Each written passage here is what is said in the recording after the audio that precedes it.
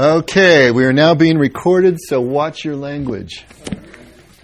All right. You all have your syllabi, and we're just going to go down the beginning. The one thing I can tell you about the syllabus is that it is subject to change without notice. This was a class that I did. Frank was reminding me. I think it was the first Wednesday class we did. You know, I don't know how many years ago that was. It went 26 weeks. So we are condensing it down to. Hi, Polly. Just take one of those three. Each of those three.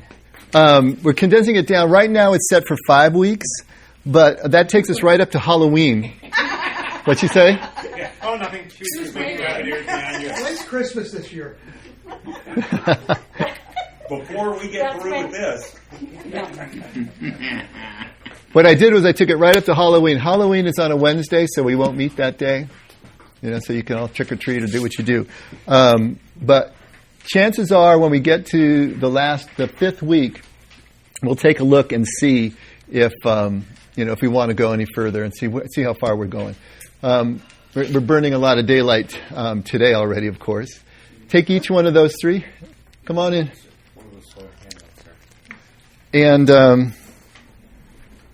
so you can just take a look and see.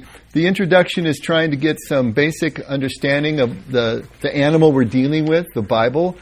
What does it look like? Is it bigger than a bread box? We just want to get ourselves into the mindset of what we're dealing with. And then we're going to start really breaking down the history of the composition, the development of the canon, and the manuscripts. And then we'll get into the actual English Bible. That's where it really gets interesting when we talk about the English Bible, the different types of translations, and are some more valid than others? How do you use them? Did you know there are different types of translations? How do you all that sort of thing? And then into the content is kind of optional. If we want to go there, we can see how we're doing.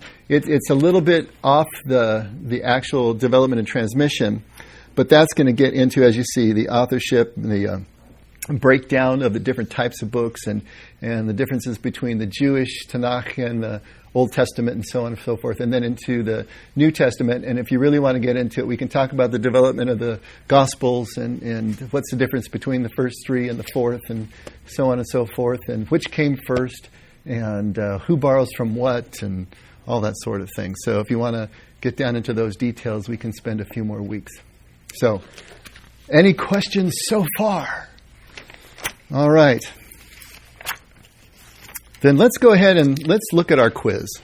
And I know that those of you who just arrived, you haven't taken the quiz, so you can just kind of follow along with us. Obviously, the quiz is not, definitive in any way.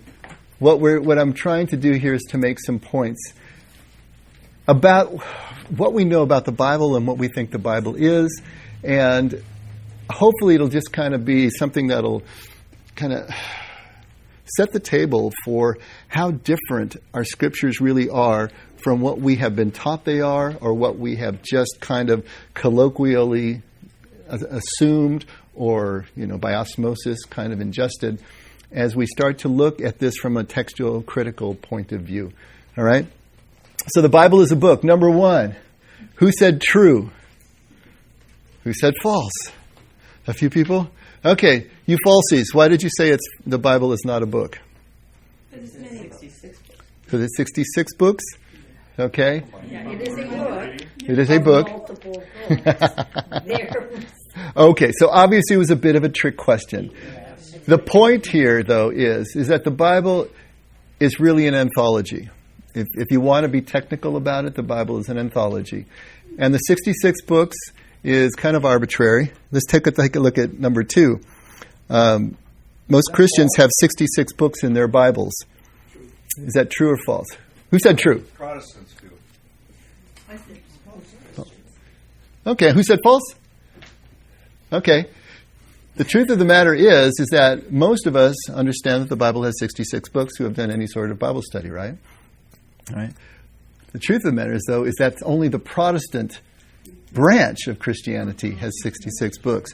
Most of Christianity, numerically, which is the other 2/3, so the other two branches, the Roman Catholic and Eastern Orthodox, have more than 66 books because they both recognize the Apocrypha. And we'll talk about the Apocrypha. So most Christians have 71 to 76 books in their Bibles and not just 66. And in terms of 71 to 76, yeah, depending on how they break them down or which ones they include. So the Bible is an anthology of books in all sorts of different literary genre, all different types of books, from history books to prophetic books to apocalyptic books to letters to poetry to wisdom collections and so on and so forth. So it's an anthology written over about 30, well, I would say maybe about 1,500 years or so, depending on how you date the books, starting 3,500 years or so ago, depending on how you date the books. And remember, everything is controversial. Every factoid I can give you pretty much about dating and about the Bible is going to be contested. So, we'll talk about what most Christian scholars or what traditional Christian scholars or what conservative Christian scholars as opposed to liberal scholars may date or what they may do, because like I said, everything is all over the place in terms of within Christian thought.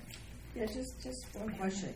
I answered true to that question, number 2, because I thought Protestants outnumbered Catholics. Yeah, but no, they don't outnumber Catholics and Eastern Orthodox together. Okay. So the Catholics and Eastern Orthodox gang up on the Protestants. Okay, we'll have 71 to 76. 71 to 76 books, yeah. And I know you probably many of you don't know what the Apocrypha is, but we will talk much more about that when we get to those sections. Do the Eastern Orthodox recognize the Apocrypha? Yes.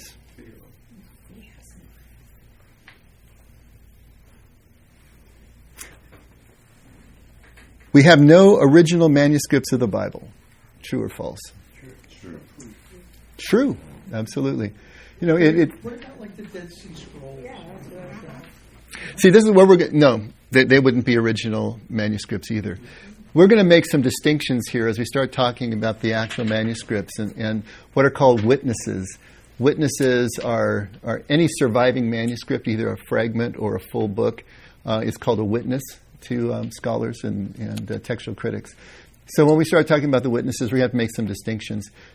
The actual paper that the author wrote on, okay, so the author's writing down the book. Now, many of the authors didn't write those books. They were either dictated to a scribe or so on and so forth. But the actual first handwritten copy is called an autograph. All right? Even if we found an autograph, we wouldn't know we had an autograph. How in the world would we know? There is no way to tell what is an autograph or what is a copy of an autograph. Textual critics and scholars are not trying to find autographs. That's basically impossible. The only way you could possibly know you might have an autograph, there's a couple letters of Paul where he says, "See here, I make my mark," right at the end of it, to authenticate that this was the letter that he wrote. Maybe it was just an X, or who knows what his mark was that he put on it. He was mostly dictating to a scribe, apparently, in the writing of his letters. If we found an ancient manuscript from the right date and from the right period and so on and so forth that had an X scrawled on it or something like that as an appended to the actual text of a letter, perhaps we could, everybody gets all excited and says, maybe we found an autograph. Chances of that happening are pretty remote. And if they had happened, if it was possible to happen, it probably already would have. So finding the autographs is next to impossible. And even if we did, there's no way of knowing. So is there any of them that are suspected of being original or not? If you can't tell. No. There are not even any candidates. Not even any candidates. Most of the witnesses we have don't date from the actual period of the writing. They're going to date from, maybe a century later or so on and so forth. So it depends. Some of the oldest manuscripts we have date to the mid-2nd century, but we don't, if there's anything in the 1st century, it's pretty rare, and I'm not remembering. There might be some fragments that date that far back, And part of the reason is the writing materials. We'll be talking about writing materials, what they were written on. Since the earliest manuscripts were written on papyrus, it doesn't survive well. Not in the moist, humid climate of the Eastern Mediterranean, where these are first being circulated. They're going to decompose quickly. The ones that have been found in the deep deserts, in the dry climates, and they've been preserved, squirreled away in monasteries or in clay jars, like the Dead Sea Scrolls or the Nag Hammadi finds, or what was found at the St. Catherine's Monastery on the Sinai, that sort of thing. Some of them have survived that way, but for the most part, the later writing materials of vellum, leather, parchment, those kind of materials survive better, but they're going to be dating to a later time period. Bob? Were all of the New Testament books written in Aramaic? I'm sorry, written what? In Aramaic? What language? Oh, no. Well, now you're talking about Eastern scholars or Western scholars. The surviving... What I'm really asking is, how did Paul write? I mean, what language did he use to write? Referring to the New Testament. He would have written in Greek. And all our surviving witnesses of the New Testament are in Greek. So Paul would have written in Greek? Most likely, yeah. And what about the other apostles, like James or Matthew, Mark, and Luke? Most likely it would have been Greek, since the surviving letters we have are all going to Greek churches for the most part. Some of them are going, like Hebrews was supposedly written in Hebrews. We really don't know. We don't know who wrote it either. The surviving copies that we have, the witnesses we have, are all in Greek. But obviously, when it comes to the Gospels, Jesus' words would have been in Aramaic, or possibly in Hebrew, but most likely not in Greek. So the thought forms, the original thought forms, would have been in Aramaic, even if the first copies of these books were written in Greek. Hopefully that's not too confusing. Paul's letters, since they're going mostly to Asia Minor and the Greek churches, would have been probably in Greek originally, because Greek was the lingua franca. It was the common language of the Roman Empire. And so that would have been the most likely language, and the language that was spoken in the streets, at least in Greece. Although in Asia Minor, Aramaic was prominent. And so it's possible that some of the letters going to those churches may have been originally in Aramaic, but they could have been in Greek. We just don't really know. But the surviving witnesses are in Greek. Okay? Even though the original thought forms would have been Hebrew Aramaic and translated into Greek, even if they were written there first. That's why, we say that the Peshitta, the Syriac, or the Syrian Aramaic version of the Bible that does exist, but from a later date, it's still kosher, it's still valid to use that translation as a basis, because the thought forms, the first teachings, would have been orally in Aramaic. If they were translated and written down in Greek first, and then the Greek translation translated back into Aramaic in antiquity, in the first couple of centuries, those thought forms translated back into Aramaic would still be closer to what Jesus or the apostles actually spoke than the intermediary translation. And part of the reason for that is that ancient Semitic languages like Aramaic and Hebrew had very small vocabularies. So the chances of hitting the right word as you're going back into that language are really great, because they have few words with lots of simultaneous meanings. Going the other way, it's more of a crapshoot, because now you're picking over different words, if that makes any sense to you. Okay? I know it's a little crazy here. Hand up. Yeah, what I'm not understanding is that some of the writings of the Bible, they start like within 60 years after Christ, after his death. Paul's letters were the first to be written. Wasn't it about 60 years? Or even probably less than that, closer to 15 to 20. What I don't understand is so why, maybe you said it and I wasn't catching it, but so why was Christ speaking in Aramaic, but these guys are writing the books in the Greek when it was pretty much the same time period? Well, it depends on who they're writing to, first of all. Know that Paul, for instance, is a special case, because Paul was a Hellenized Jew. Paul came out of Antioch, which was a Hellenized is just a way of saying it was Greekified.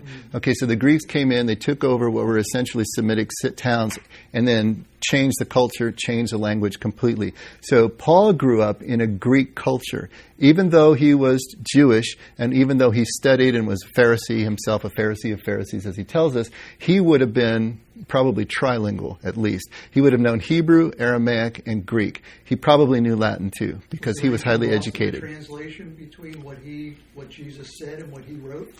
Well, part of the problem with Paul is that he doesn't quote Jesus, ever. So he talks about Jesus. No, not in Paul's letters. So he doesn't quote Jesus, he talks about Jesus. There's nothing like that would be lost. But Paul would have been an Aramaic speaker. He would have been a Hebrew speaker as well as a Greek speaker. But if he's talking to Greek churches, then he's going to write in Greek to them. Or he's going to dictate it to someone who writes in Greek to them. Yeah, so Paul's letters are the first writing, the oldest writings in the New Testament. They date, scholars think, depending again, around 45 on. So if you have the crucifixion at around 30 or 33, and then you have Paul at 45, writing into the mid-60s when he was executed under Nero. There's your 20-year or so time frame for Paul's writings. And like I said, we don't know. We don't know what languages originally were written in. All we have is the Greek surviving witnesses. So we have the witnesses. We have these Greek fragments. It's obvious that some of the books were written at least in first draft form in Aramaic or Hebrew, because a lot of the words are being translated or transliterated into Greek. They're left in, as we have the Greek copy, but it has certain words that are left in Aramaic. And then it's explained what they mean. So you know some of these. Talitha Kumi, little girl, arise, little girl, come. Eli, Eli, lama sabachthani, my God, why have you forsaken me? So there's several like that are left that way. So we know that they came from an Aramaic speaker and they were translated over eventually into the Greek. We have no autographs. We wouldn't know one if we had one. So the scholars aren't trying to get to the autograph. What they're trying to get to is the original text, is what they call the original text. The original text is sort of a unicorn. It is the idea or the concept of the version of a book that most closely resembles the autograph. Okay? Whatever that happens to be. Now, when you take all of the surviving witnesses and you compare and contrast them, we're going to have to start talking about families of texts. And the families compared and contrasted, you can start to create a family tree, and I'll show you what that looks like, at least in graphic form. So they can work backward, and they can find what witnesses descended from other witnesses, because usually of common errors is the easiest way to be able to tell if you've got something that's descended from something else. Or it's an error in copying, then it's then copied and copied and copied, so you can go backwards. So what they'll go for is the earliest, witness of a particular stemma, what they call a stemma, and that is what we will call the original text for now, unless we can find something earlier. The archaeology of the last 150 years just blew open Bible criticism, because the earliest witnesses we had were 1,000 years younger than the ones that were found in the archaeology of the second half of the 19th century and the first half of the 20th century, culminating with the Dead Sea Scrolls and the Nag Hammadi finds. When the Dead Sea Scrolls were unearthed in 1946, we found scrolls that were 1,000 years older than any surviving witnesses prior to that time. The archaeology of the late 1800s is where the Codex Sinaiticus was found, and other much older texts found in these dry desert climates. And so those were also giving us a window into older scriptures. So at the time, we thought what we thought was the original text. As soon as these new archaeological finds come in, now we can go back this much further and this much further and this much further. So the last 150 years has been a real push toward trying to find that original text and being able to go like a time machine back further and further and further toward that text. Is there any versions of the Bible in the English language that Like, what's the closest to the Aramaic language? Well, I suppose a English translation of the Peshitta would be the closest that we have. The Peshitta is a full Bible written in Syriac Aramaic. You spell it? Peshitta. It itself is an Aramaic word that just means simple or true. It was understood by the Eastern churches as being this truest witness of the Bible itself. But if you read an English translation of the Peshitta, it's going to sound a lot like any English translation you have, which was kind of disappointing for me. It's when you actually get into the word studies and the idiomatic phrases that you start to uncover the difference. And you need to start from the Aramaic to be able to do those word studies, of course. But that's where the differences really start to take place, not just reading an English translation. How can someone who doesn't speak the language, get the closest version? How can we get close to what Christ said? Or you could read the Fifth Way. Really, it's good. Unfortunately, there is nothing you can pull off the shelf that I'm aware of that will do that for you. Because what it's going to take, and someday I would love to do this, at least for certain portions, is a paraphrase from Aramaic into English that would end up being probably 3 times as long as the source text to try to get across the nuances and the changes in concepts as you go from one language to the other. Going from an ancient Eastern language like Aramaic or Hebrew into a Western language like Greek or English is just a complete sea change. Going from Hebrew to Aramaic is just like going from one dialect to another. That's not a big deal. But into a Western language, it really makes a difference. Scotty? One of the things, if I remember my facts correctly, that I was so encouraged about during the Dead Sea Scrolls discovery is the fact that, yes, they were predated our oldest known manuscripts by 1,000 years, but when compared for context and verbiage and what the message was delivering, we found them to be unchanged, which is proof. 1,000 years, people say, well, over the years, of course, somebody translates it and then it means something different, and it's very different than what the original manuscripts would have said, or the oldest manuscripts. When we found that was, we proved it wasn't. It hadn't been changed at all. It's a very accurate translation. So we can trust the oldest manuscripts we have. He is absolutely right on the Jewish side. Not so much on the Christian side.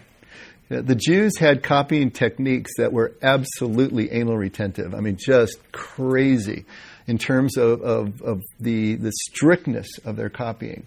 They go from right to left, and there's no consonants. There's no vowels. It's all consonants. So they'd have to write each line of text. They'd have to count the letters. They'd proof it. If there was any mistake on any page at all, the whole thing had to be destroyed, and you had to start over again. And what he's saying is it's amazingly true. Between 1,000 years, the copies were virtually, the same. And so the accuracy of Hebrew copying was amazing. And there were professional scribes that were doing this. Not anybody could do it. The other thing that the Jews did that the Christians didn't was that when scrolls wore out, remember these are scrolls and not what we'll call a codex, an actual leaf booklet. When the scrolls wore out, they were retired, kind of like flags are retired in the military. And they were put into, when the temple still stood, they were put in a vault in the temple, and then they were all ceremonially burned at intervals. And that's why we didn't have any real old manuscripts from the Jewish side, because they kept retiring them in favor of the new ones that were coming along. That's why the Dead Sea Scrolls were so important to find out that the copying was so fastidious that 1,000-year period yielded the same result. Christians, on the other hand, were doing this by the seat of their pants, under persecution, on the fly, with non-professional copyists, and it shows. There's cross-outs, there's marks, there's margin notes, there's mistakes in copying, and so on and so forth. So we see the record on the Christian side of the New Testament manuscripts very different in terms of the Jewish side. But we've got more witnesses that we can cross-reference from because they weren't destroying them ritually or routinely as they went. Back on Jim's question a little bit, if there isn't one book that kind of articulates the Aramaic, but are there sets of books or commentaries that give light to a current version of our Bible today that are helpful for a layperson to look at? In terms of the Aramaic understanding? Yeah, just giving, expound, if I read something in my English Bible, I have a Western view of what that is. But are there commentaries or books that bridge what that's saying and trying to relate it to the concept that's in the Aramaic besides the fifth way, in addition to the fifth way? There are a lot more books now that are talking about the Aramaic. Jesus are talking about the Aramaic scriptures and are trying to get these concepts across.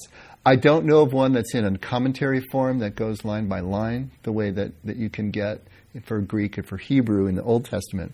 But there's certainly lots of books coming out that are at least dealing with the subject on a topical basis, if not a line-by-line basis. So do you have a set of those that you could maybe have a list that we could look at and see if there's a certain area of the scripture we want to look at, we can dig in further?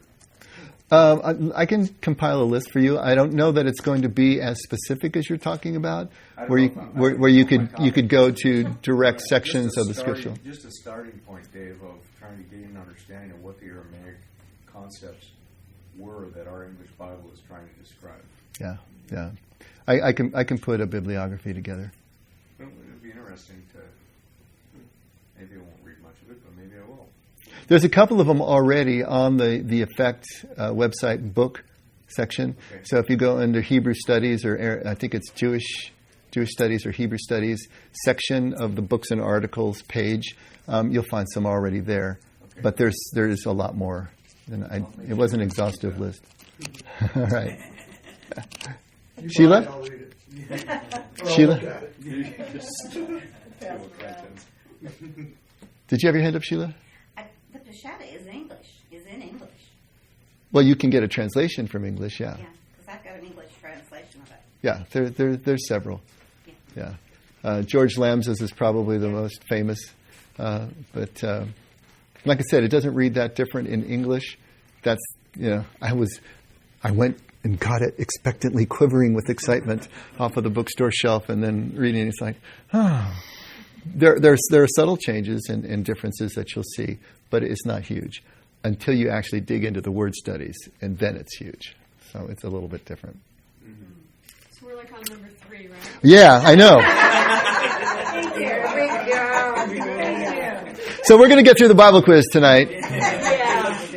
Let's go back to 2. This is only a 5 or 6 weeks. Yeah. Well, this is good. There's lots of questions here.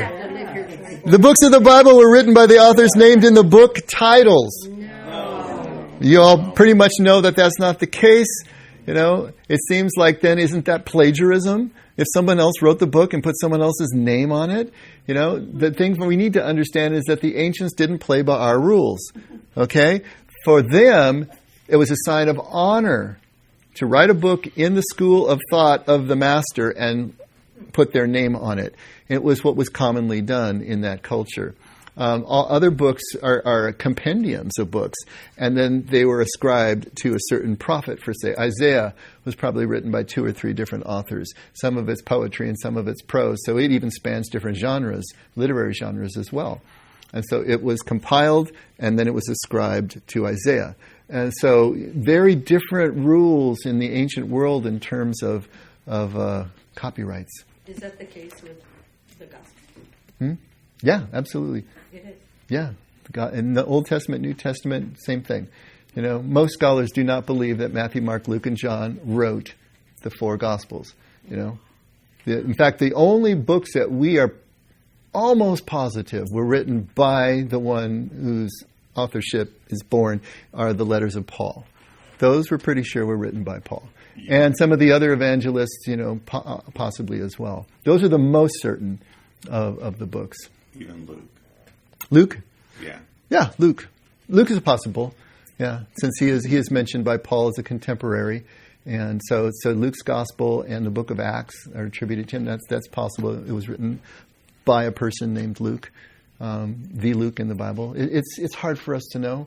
This is was one of the requirements of the canon and when we talk about canon, we'll talk about this more, was to try to establish the authorship.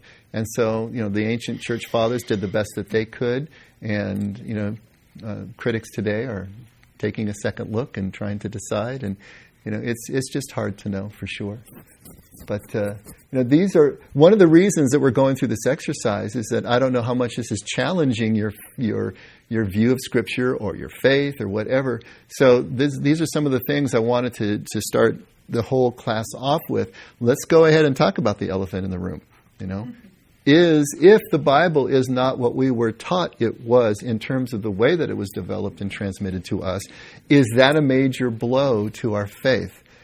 We're not going to, I had this later on I thought we would get to tonight, but what is our faith based on? It's a huge question for us to ask, and probably getting to that later though. Can I just give an example to that? Like, being raised Catholic, I had never heard that Christ had brothers or sisters until I was in my 50s. And it blew my mind.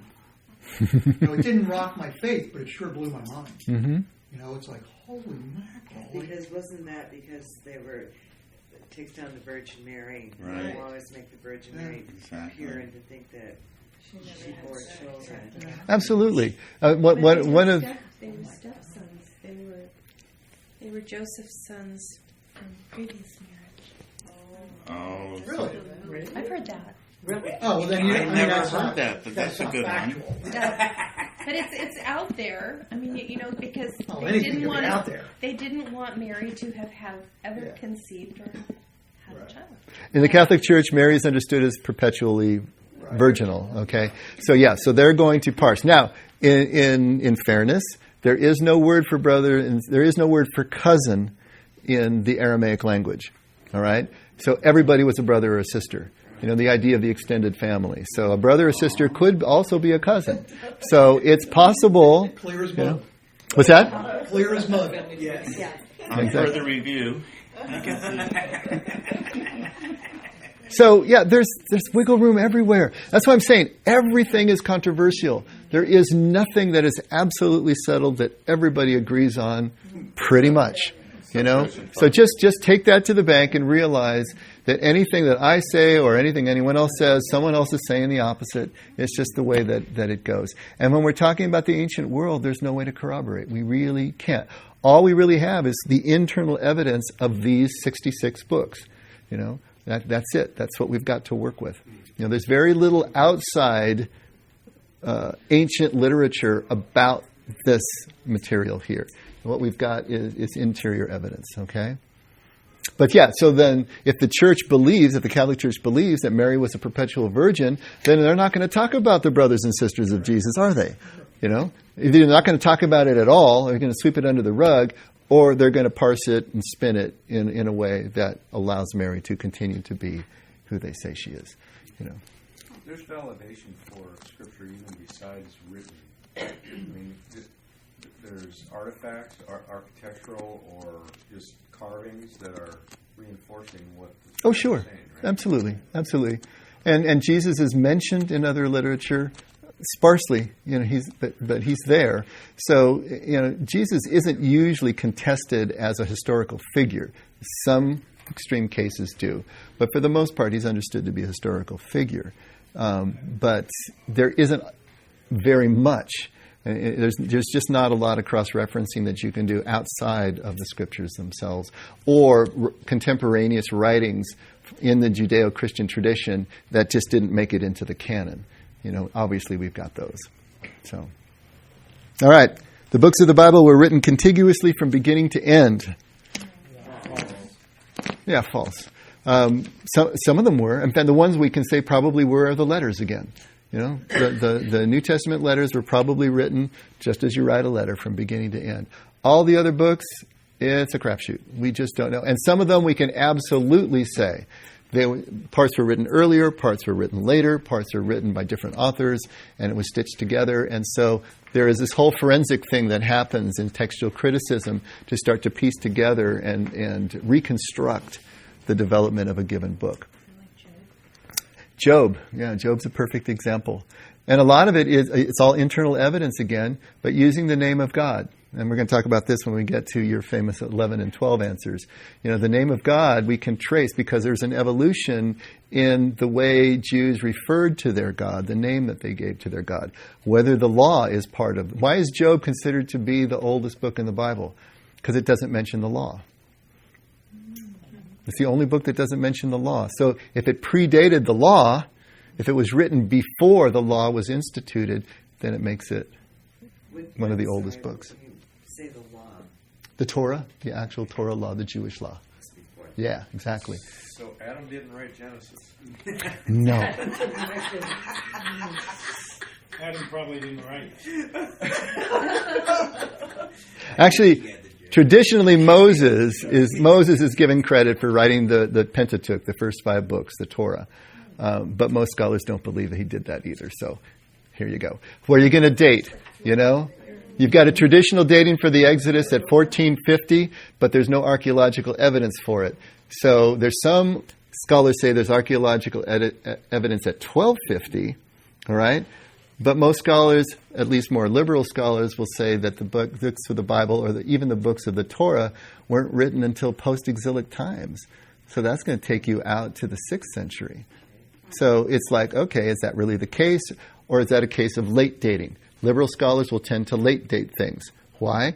Because they don't necessarily believe in prophecy. So the prophetic books, if they prophesied anything correctly, obviously had to be written after the events occurred and we're recalling them. So remember, people are not objective about this stuff. They're bringing their ideas into the interpretation. So you got to know where they're coming from to weigh their conclusions. And it's just hard to know. Nothing new under the sun. Nothing new under the sun. Absolutely. All copies of the Bible are inspired by God and without error. True or false? False? Anyone say true? Nobody said true. I've got a 50% chance of going to heaven. I know someone that might have marked that true, but she's not here right now. Okay. Here's the point, though. Even if you believe in full inspiration, what's called verbal and plenary, and we'll talk about that when we talk about inspiration, those scholars that believe in that full inspiration by God don't believe that all the copies are inspired. The autograph was inspired, but there could be errors in copying. So we even the most diehard conservative scholars would still agree that there could be non-inspired errors or redactions, emendations, all these words that they use for changes in the copies. And so that's the way I worded it a little carefully. I am not saying here that that the Bible is not an inspired text, but we have to understand that the copies could contain errors. That's why there's been such a drive to try to get to that original text. That's the Holy Grail. If we can get to that, something that we are really sure is reflecting the autograph, then we're as close as we can get. If it said, well, then it's more debatable. What's that? If were the original autograph versions of the Bible inspired by God and without error? Oh, that's another question. Yeah, that's a separate question. Yeah. I didn't ask that question. I know. For good reason. And I'm not going to answer that question. That's up to you. Honey, did you have one? We wouldn't have this many people raising their hand to false. Marion. I was just going to say all the words are living and active. Scripture tells us that. The words are living and active. Mm-hmm. So they do what they need to do, whether they're just a little long or not. They're spiritually living and active. Now, what Marion just articulated is the neo-Orthodox view of inspiration. And we'll talk about that. Obviously, we're not even going to get to the other two, so bring your handouts back, because we'll hit those next week. There are many different definitions of inspiration of Scripture within Christianity. Most of you say true? Absolutely. And that handout is dealing with them, so we'll talk about that later. Early church fathers knew which books were God-inspired and chose them for the Bible. They didn't know. Yeah. They worked as hard as they could, and it took them almost 300 years to figure it out. But they came up with an answer, and they did the best that they could. And even when they did that, they were still saying, these aren't the only books that are inspired by God, but these are the ones, as near as we can tell, we're sure were inspired by God. And there are a few stragglers that almost didn't get in and scooted in at the last minute, like Revelation and 2nd, 3rd Peter and Jude and Hebrews and a few others that they couldn't establish authorship for.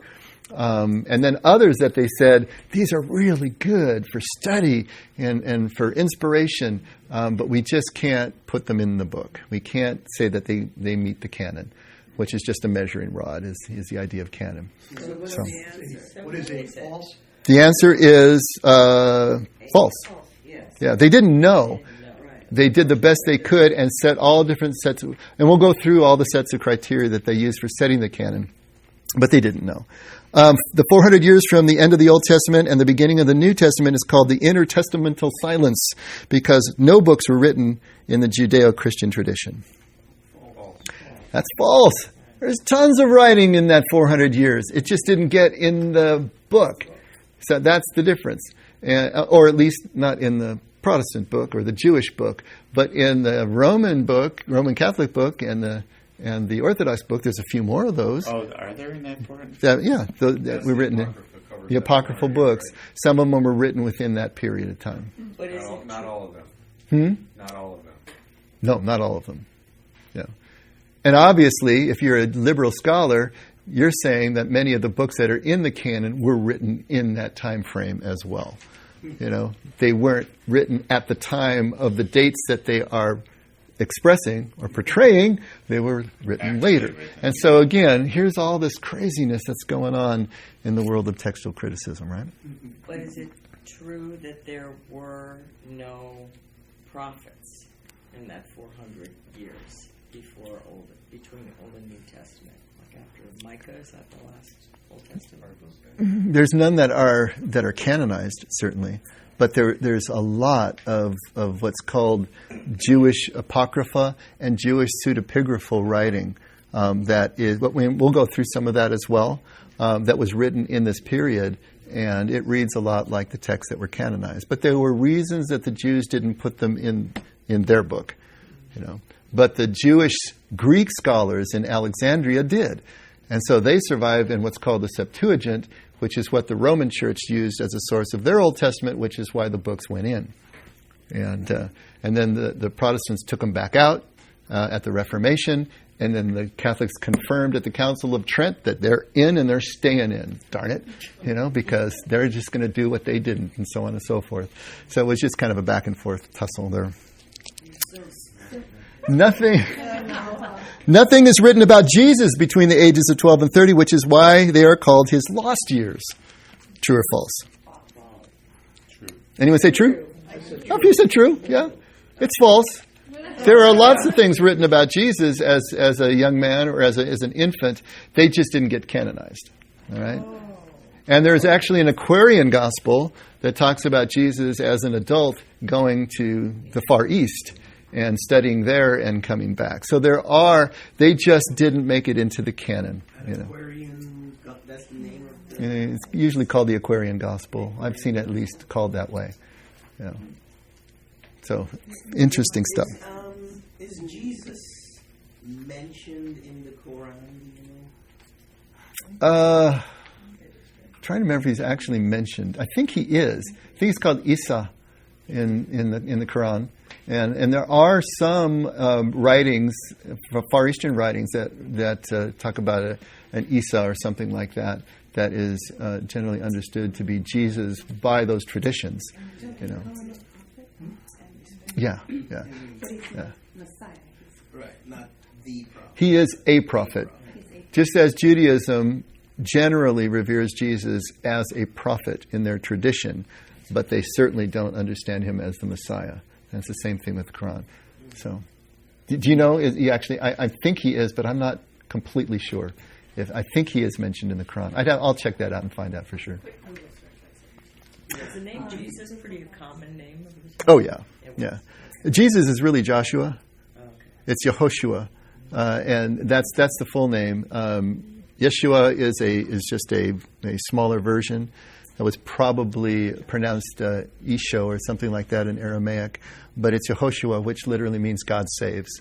So it's Joshua. Joshua is like John. It's everywhere. It's like Robert or Bill or whatever. It's all over the place. Yeah, so a very common name. The Jews didn't have last names, did they?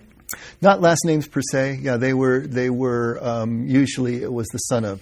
So Jesus would have been referred to as Yeshua ben Yosef, the son of Joseph, would be the way that they would normally. Exactly. Same thing. Yeah. Yeah. So Ben is just son, or in Aramaic it would be Bar. So, Yeshua or Isho, Bar, Yosef, or Yeshua, Ben, Yosef.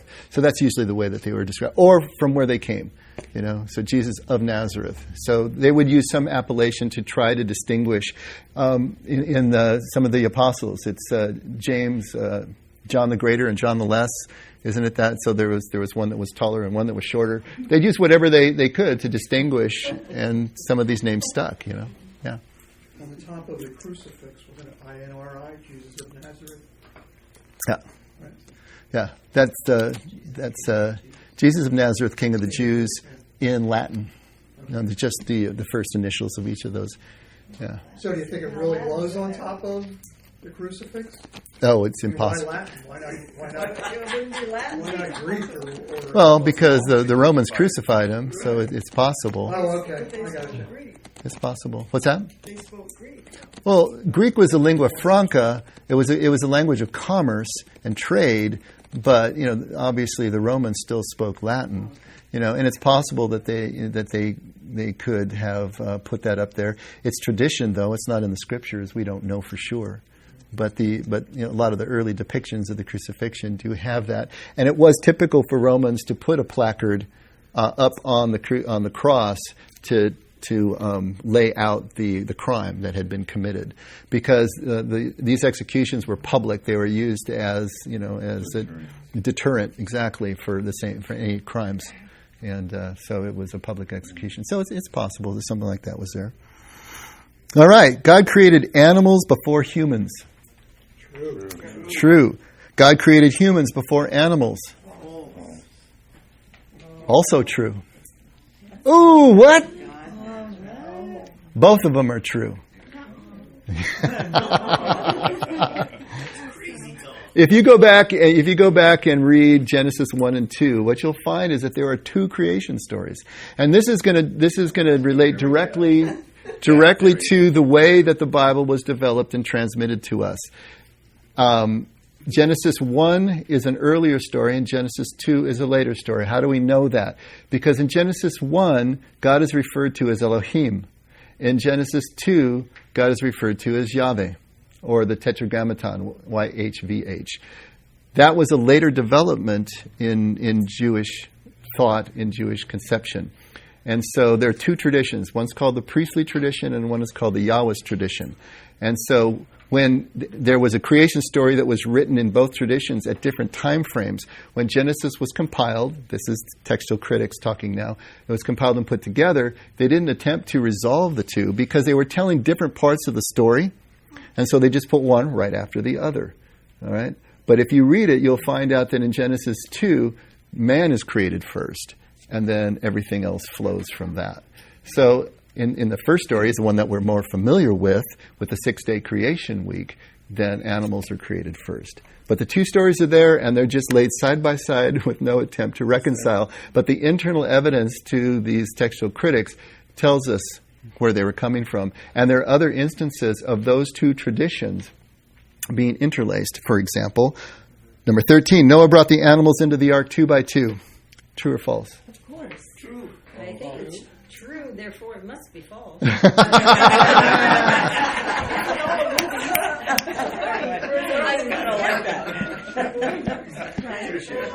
Why would he not bring them in 2 by 2? That would make them run out of eggs. It's actually false. Yes, you are right. It's false. Why? Go back and read the story of Noah in Genesis, and you'll find, again, there are two stories. This time, they're not neatly laid side by side, though. This time, they are interspersed, because each of the two stories was carrying on the narrative. And so the compiler just took the bits of the stories and created a contiguous narrative using the two stories, just changing back and forth. And so, again, how do we know? Because God is referred to as either Elohim or as Yahweh in the text, and we know which one is coming from the priestly and which is coming from the Yahweh's translations. What you'll find in the Yahweh's, the older or the younger tradition, is that all of the clean animals went in by sevens, and the birds went in by sevens, and the other animals went in by twos. So that's in addition to the idea of them just going 2 by 2.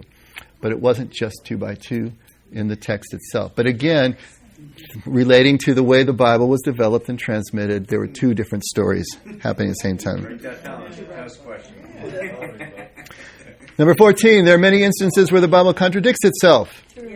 Yeah, we just went through a couple of them, didn't we? But they're there, all right? Are they major? Do they challenge your faith in any way? Well, it depends on where you place the Bible in your faith and what you think the basis of your faith is, yeah. Are they contradictions, or are they just misinterpretation on our part? Well, that's going to... Every single contradiction that you can think of has been rationalized or justified by some scholar somewhere, some way. So it's up to you to decide whether that is, compelling or not. Sure. What's that? We don't know. There's no way of knowing for sure one way or the other. Yeah. There's For instance... opinions on both sides. Yeah. For instance, the 2 stories we just talked about in Noah, that isn't necessarily a contradiction. Many scholars would say it's in addition to the information that was originally given about the 2 by 2, but they don't contradict each other. It's just the lesser is included in the greater, and so on and so forth. Genesis is a different type of story, yeah. I mean, did he create man first? Or now you're thinking like a Greek, a Western Greek. See, and here, and I know we're running out of... Thing at all mentioned in the second creation story? No. No, it's a different layout of it. This is a huge difference between Hebrew thought and Greek thought, between Eastern and Western thought. As I've said several times here, the Hebrews look at the world through the lens of function, and we in the West tend to look at it through form. So they're more concerned about how something functions and not what it looks like. So this is going to go to the truth and accuracy divide that we've talked about in here so many times, that truth and accuracy are not the same thing to the ancient Eastern mind necessarily. You can say something that's true, but it's not accurate because you are. And when we talk about genealogies as an example, we'll lay that out a little bit more.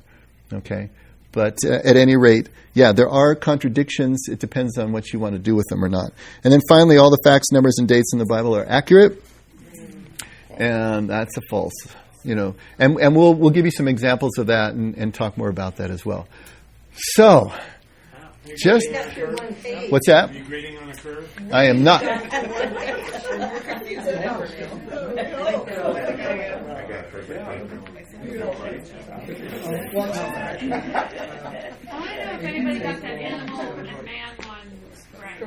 Did anyone get those 2? I got everything correct because I cheated. You said true to both of them? Kathleen! All right.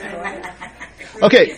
No, 11 and 12. She knew one of them had to be true. Well, they both I didn't. Okay. I was talking about the 7 and 8. So you can see what we're up against here. When we talk about a traditional view of how the Bible was created and developed and transmitted, we're going to be banging against all sorts of really foreign concepts. So buckle your seatbelts because it's going to be that kind of ride through this. We're all going to be Muslim by the end. Yeah. And... James, you're going to have to go back and edit that recording. Posted that edit.